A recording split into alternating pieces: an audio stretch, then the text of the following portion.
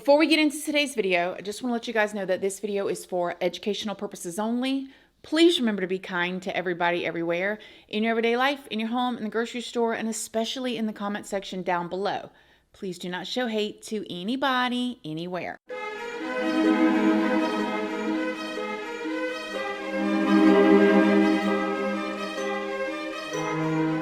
So good morning, good morning, good morning. How is everybody doing today? I hope you all are having an amazing day. I hope you all are having a wonderful week. I hope everybody is in the holiday spirit. I will tell y'all does anybody else feel like this year has just flown by? Like you can't even catch your breath? We're literally on our way to Christmas already. So in today's video, we're going to be talking about something that I think is a very important subject to talk about. At the end of the video, I am going to tell y'all a personal story, an experience, something that really just opened my eyes to certain things that we're going to be talking about in today's video. And then I'll also give y'all my opinion at the end. Before we get into it though, I did want to let you guys know, if you don't already know, hi, my name is Christina. I do have a second channel, which is Casually Christina. We just do things more casually over there. I also have a Patreon. My Patreon's for 18 and up. And over there we talk about more personal stuff. We go live over there. There's a $2 tier for all the true crime stuff that cannot go onto YouTube due to their terms and policies. That goes over on my Patreon under the $2 tier. Just make sure you read the full about section of what each tier offers before you join. I'm also on Facebook, Instagram, and Snapchat, and I'm also on Like to Know It.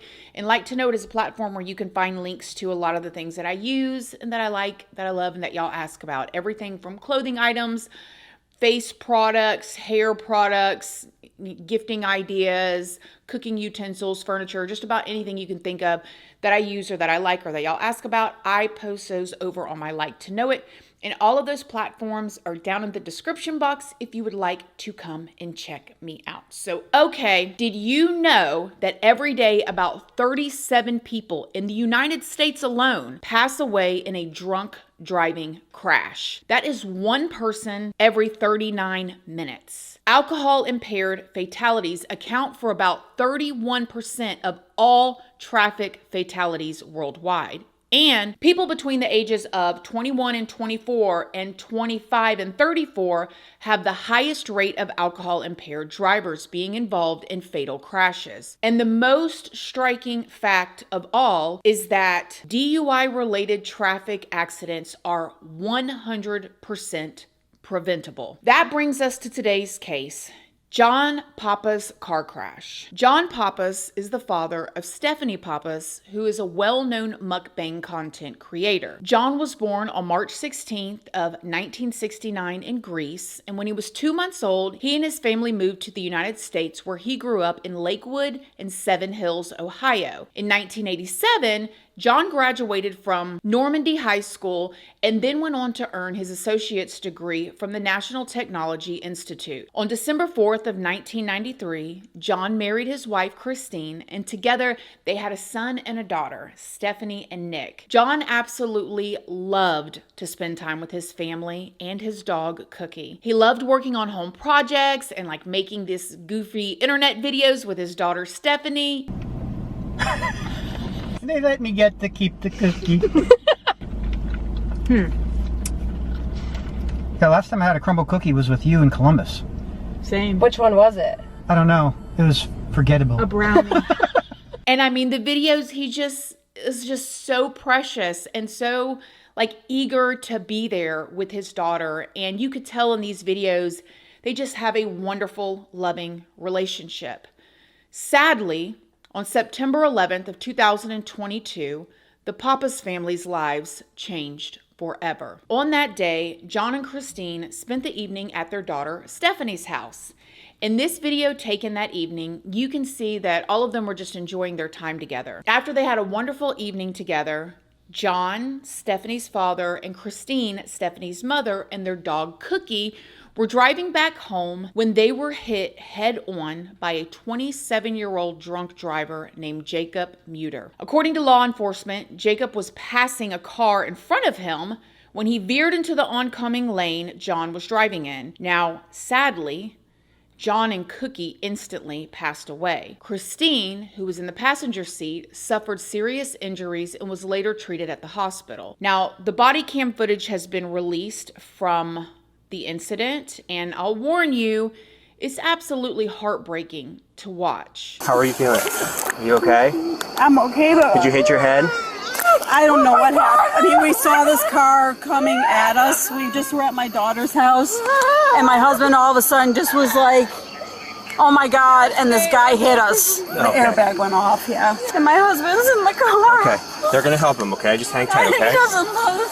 He's me. I know, just hang tight. Now, as you can see in the video, law enforcement was very quick to check on Kristine, the mother, and was also speaking to Stephanie, who arrived immediately at the scene right after the accident happened. Then the officers checked on Jacob, who was obviously intoxicated. Okay, are you okay? How you feeling? My face hurts. Okay. Got the cut and everything. Okay. Can you explain what happened? I cannot. Car hit me. The car hit you? Okay. Which way, where are you headed? Towards Arlington. Okay. I was gonna make it right at the light, and then my house is right there at Brendel Farms. Okay. All right. Have you had anything to drink tonight? No. Nothing at all? Okay. I'm smelling a little bit of alcohol on you. Alcoholic beverage. Be honest with me. Have you had just one?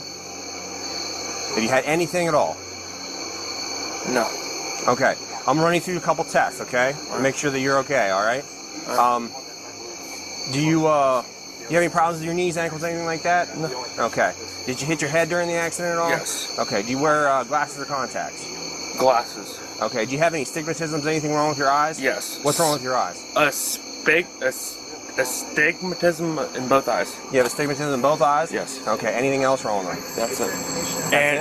And I stutter. I've got a speech impediment. Okay.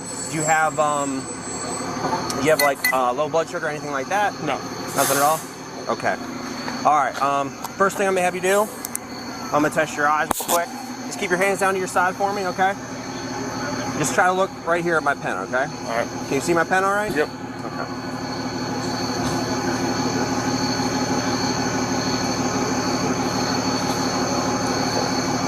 All right, what I want you to do, I want you to follow my pen with your eyes only. Do not move your head, okay?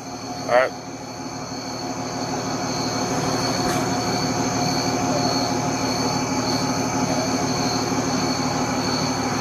Follow, hey, right here. You see where I'm pointing? Yep. Follow it with your eyes. Don't move your head, okay? All right.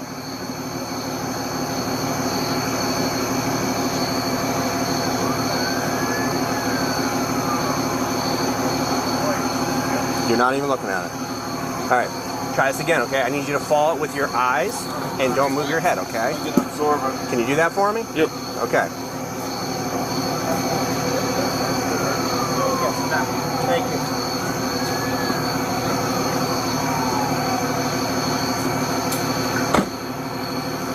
Can you not see it? Oh, I can see it. Okay, why aren't you following it then? You're stopping.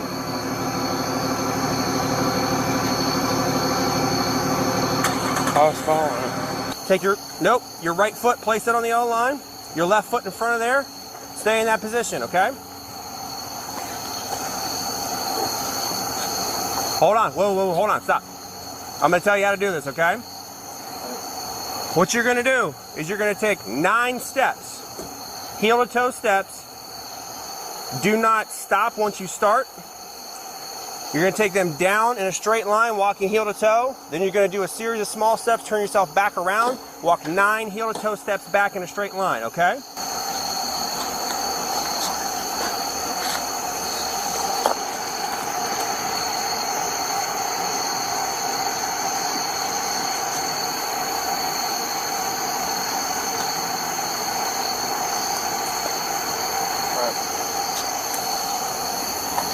Okay, next text I may have you do, stand over there for me.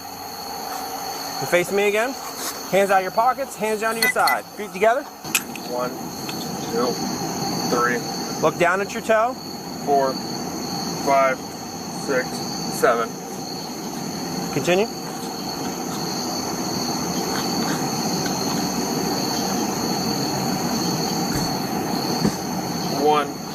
2, 3. There you go. Me be placed under arrest for suspicion of operating a vehicle while impaired, okay? Now, I find it very interesting that he says that he had just come from work, but he didn't just come from work from the Waffle House or construction. He worked at a bar. After being detained for suspicion of DUI, Jacob was taken in and he was asked to submit a urine sample. So, I guess the question is, are you willing to take a chemical test for me?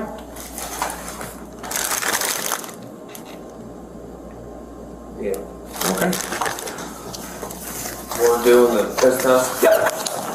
I gotta do some paperwork, but then we'll probably have you call your dad.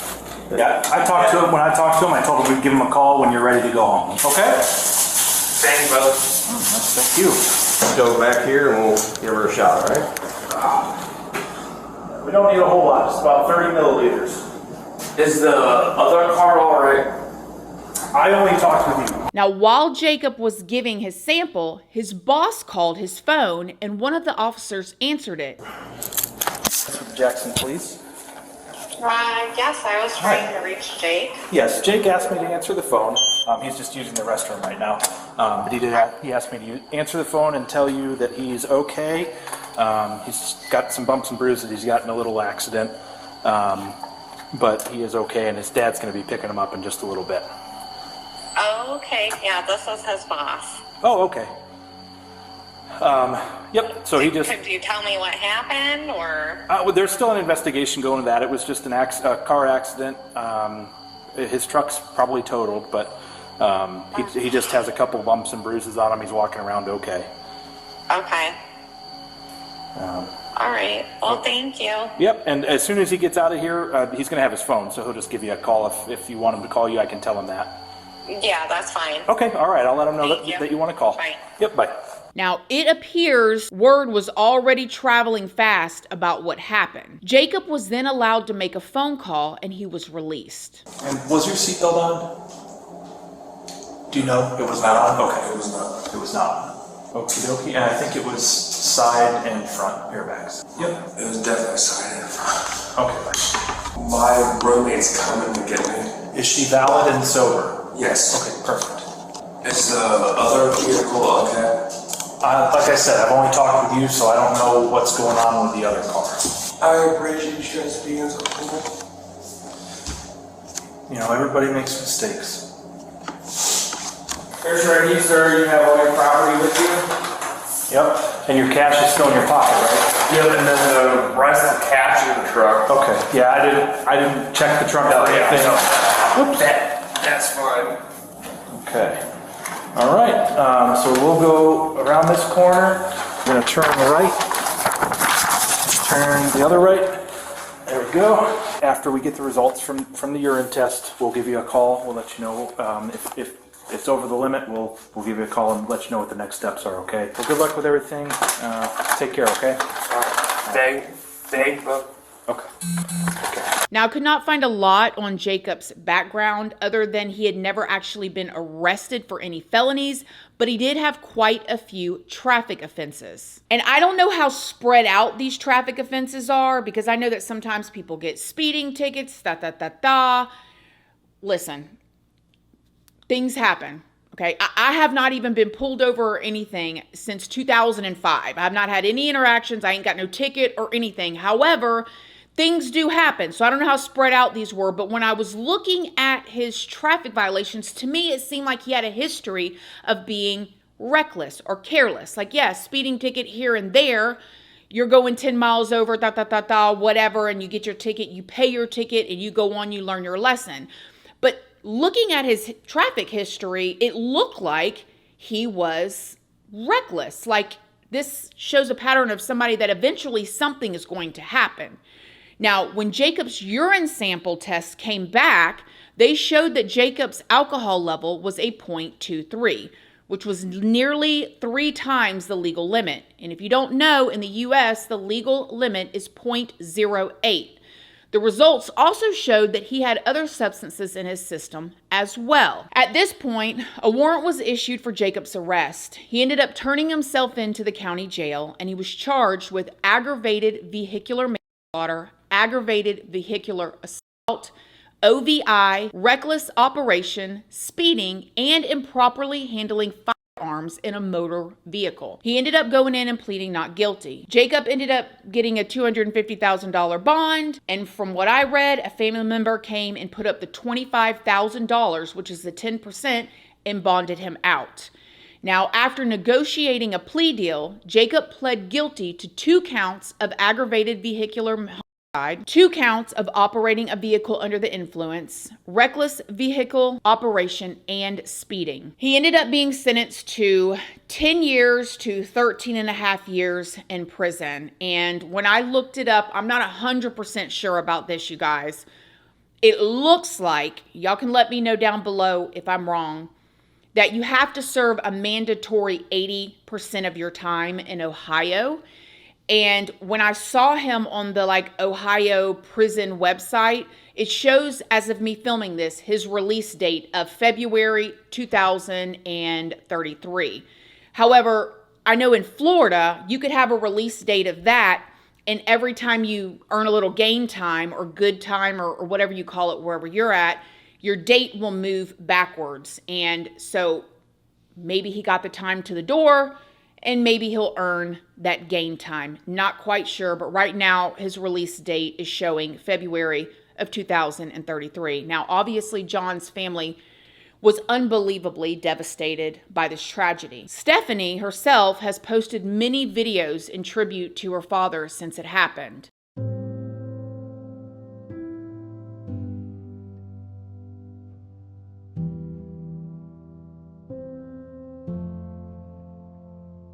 Will my heart ever find its way back home? Will the tears that I saved for years take hold?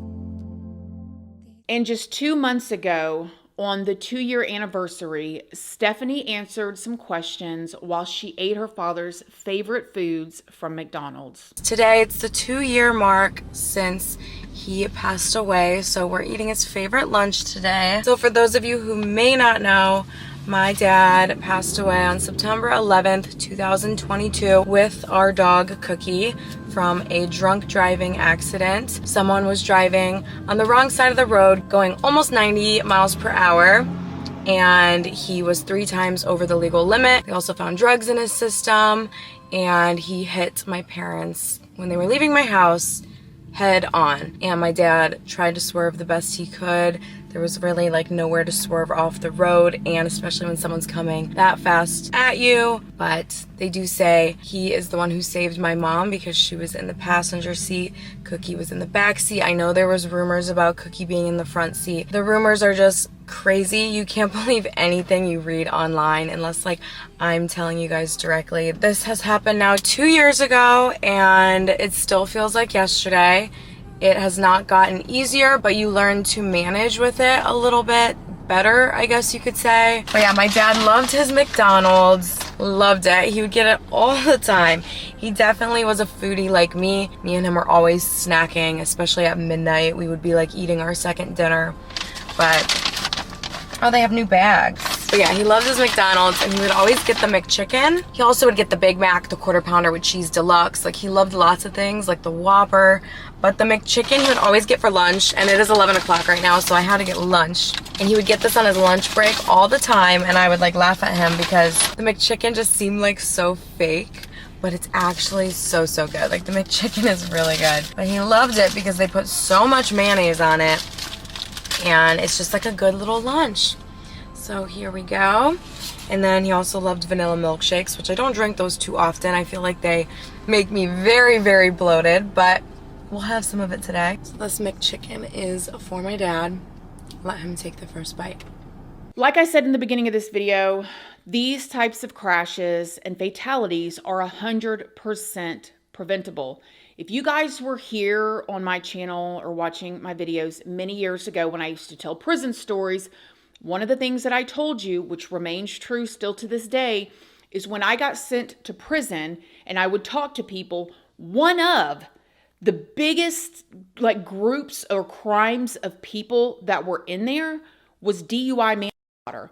I could not believe how many women were in prison for DUI manslaughter. Of course, there were a lot of other things that was very common, like substances, nurses stealing their doctor's prescription pads or medication out of there. And this is back in 2005, whenever I got sent to prison. But DUI manslaughter was a big one. And if y'all were here years ago, if you're new, you're going to hear this for the first time. There was one story that a lady told me that I will never forget. She's an older lady. She was like, 45, not too much older. I'm 40, but you know what I mean? She was older than me then. I was 21. And she was a nurse. She had been a nurse for 20 years, never been in trouble. 20 years of her life servicing others, helping save other people's lives, doing for them, taking care of them, taking care of sick families, never ever been in trouble. She was a single mom and she had a son, I believe he was like 15 at this time. Her and her son had went on vacation. They had went to dinner and she had some wine while she was at dinner. When they were leaving, and this is something that people do every day. So if you're watching this, remember this story. When she was leaving, she's on vacation, her and her son, the restaurant.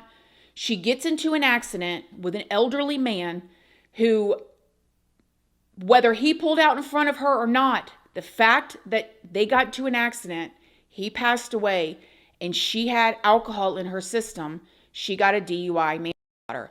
She ended up getting 15 years in prison. She lost her home. She lost her career. She missed seeing her son graduate, getting married, having his first child, all those memories instantly. Everything that she had done for 20 years as a nurse, none of that mattered in that split moment when she decided to drink and drive. She thought she was fine, and maybe she was fine. Maybe the other person pulled out in front of her, which is what she told me, but it did not matter. And so a lot of the times we even see these videos of these people that are like drunk, like this guy, clearly drunk. But then people who just drink and they think, or at dinner and they think that they can drive, they don't think about those situations too. When you have that illegal amount of alcohol in your system, if it's a 0.09, you're automatically at fault. Please do not drink and drive. So what is my opinion? It's heartbreaking. It's devastating. I know that restaurant and bar culture, it is pretty normal for people to go out afterwards and drink. When I worked as a waitress and a bartender, almost all the servers and bartenders went out somewhere afterwards and drank. I didn't. I mean, I've gone to go out with them every now and then, but I did not go out and drink. I didn't do that type of thing. I was already with my husband and had Jaden and stuff like that, so I didn't, but I didn't do that. But it's very normal. And that's what looks like happened here. This guy's a bartender, out drinking, swerved, hit this family head on, and all their lives are changed forever. He's going to get out one day and go on and live his life.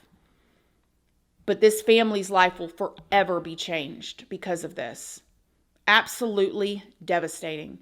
Please do not drink and drive. Y'all let me know what y'all think in the comments section down below. Other than that, I love y'all. Thank y'all so much for watching this video, and I'll see y'all in the next one. Love you guys. Bye.